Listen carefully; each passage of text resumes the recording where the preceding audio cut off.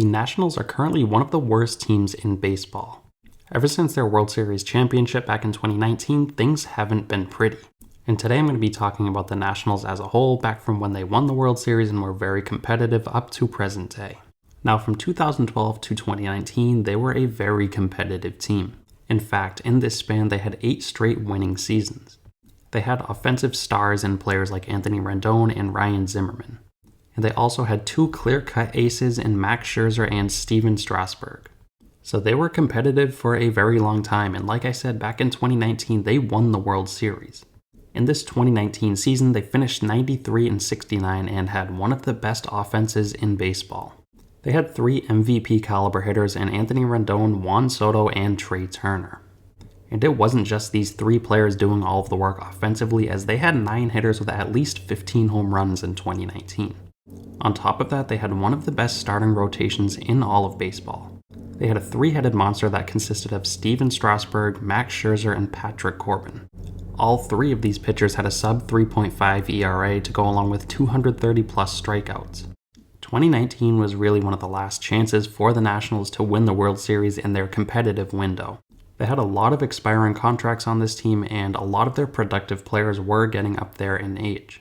And as I've mentioned a few times already in this video, they ended up winning the World Series that year, defeating the Astros in 7 games. And heading into the offseason, there were a few question marks hanging over their head. Anthony Rendon was a free agent, and he was going to be demanding big bucks. Max Scherzer and Stephen Strasburg weren't getting any younger. Anthony Rendon ended up signing a massive contract with the Los Angeles Angels. So they definitely lost one of their more important bats in this 2019 offseason, but heading into 2020, expectations were still high. While losing Anthony Rendon was definitely a big loss, they were still expected to compete. But unfortunately for Washington, 2020 wasn't their year. In the shortened 60-game season, they ended up going 26-34, missing out on the postseason. And for National fans, this was something new, as this was their first losing season since 2011. It was definitely a disappointing season for Washington, coming off of their first World Series championship in team history. Juan Soto looked great, but the rest of their team was either injured or underperformed. So going into 2021, people weren't sure what to expect out of Washington. People weren't sure whether it was simply a World Series hangover and the pandemic-shortened season, or if the Nationals were actually bad. But unfortunately for the Nationals, it seemed like they were simply not a good team anymore. Heading into the 2021 trade deadline, the Nationals were well below 500, and it was clear they were not competing. They ended up making a massive deal with the Dodgers, telling everyone that they were basically out of contention. They traded away some of their best players in Max Scherzer and Trey Turner to the Dodgers for young prospects. These 2 prospects were some of the best in the Dodgers system. It was Josiah Gray and Keibert Ruiz. So once this trade was official and Trey Turner and Max Scherzer were officially Los Angeles Dodgers, it was clear that the Nationals weren't planning to win anytime soon. After this trade, they didn't have too much outside of Juan Soto. They still had decent players like Josh Bell, Stephen Strasburg, and Patrick Corbin, but it's clear they weren't the same team as before. Juan Soto, of course, performed amazing in 2021, as he was in the heart of the NL MVP conversation all year long. But for the Nationals as a team, it was a very, very disappointing season, as they won 65 games and lost 97.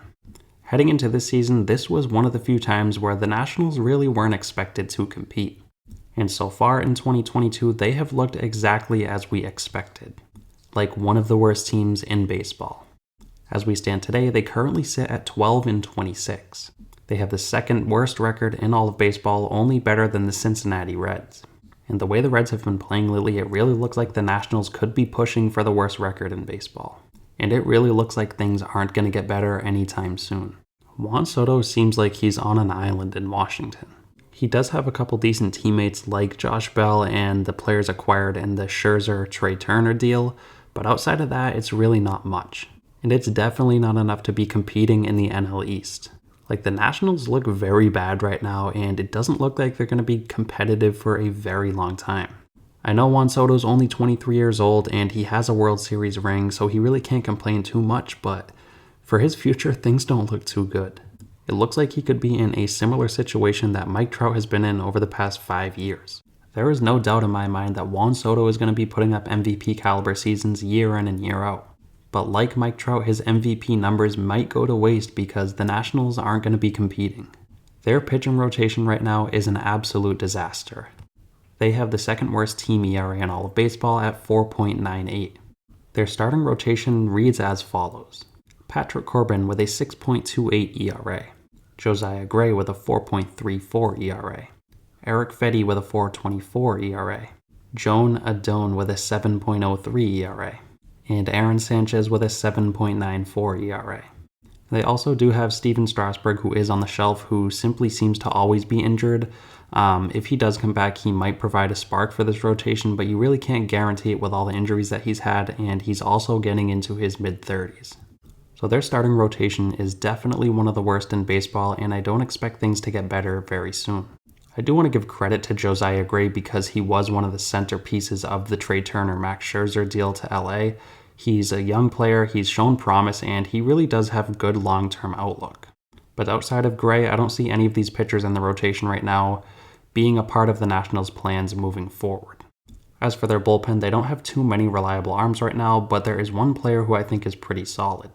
That is Tanner Rainey, who is currently their closer. He has 3 saves with a 2.79 ERA.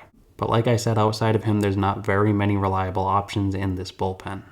As for the Nationals offensively, things haven't been all that bad this year. They have the 5th best team batting average in all of baseball at .250. Juan Soto, Josh Bell, Keibert Ruiz, and Yadiel Hernandez are all playing very well. But outside of that, they don't have too many productive offensive bats. Players like Nelson Cruz, Maikel Franco, Cesar Hernandez, Alcides Escobar, and Victor Robles just aren't going to get the job done offensively in 2022. So as a whole, the Nationals are a mess right now. They don't have a promising future, and I'm not sure when they're going to be competing again. And for Juan Soto, it's just tough because he did win a ring in 2019, but the Nationals aren't going to be in the playoffs anytime soon, and in my opinion, you could really make an argument for him to be the best player in baseball. But you never know. I really hope I'm wrong. I want to see Juan Soto in the playoffs again because he's been extremely exciting up to this point in his career. So yeah, I wanted to give some thoughts here on the Nationals as we stand today because growing up, I'm used to seeing the Nationals in the postseason, and as we stand today, it's just not the same. Let me know what you guys think of the Nationals below, whether you think they're going to compete anytime soon or not. And as always, if you guys do enjoy the content, feel free to subscribe. I'm going to continue to post a lot more baseball videos here as we go further into 2022. And lastly, I want to thank you guys again so much for watching, and I'll see you next time.